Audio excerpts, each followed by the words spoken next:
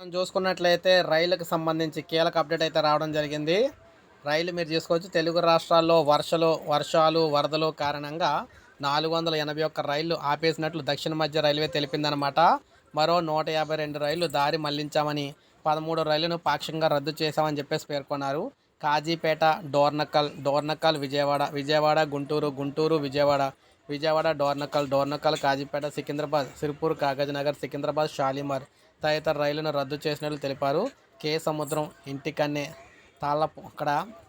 తాళపూసలపల్లి మార్గంలో ధ్వంసమైన railway track వేగంగా మరమ్మతులు చేస్తున్నట్లు రైల్వే అధికారులు తెలిపారు. రైల్వే ట్రాక్లో మరమ్మతులు పనులకు వరద ప్రవాహం ఆటంకంగా మారిందని అన్నారు. దాదాపు 500 మంది రైల్వే సిబ్బంది, కార్మికులు పనుల్లో నిమగ్నమయ్యారని చెప్పడం జరిగింది.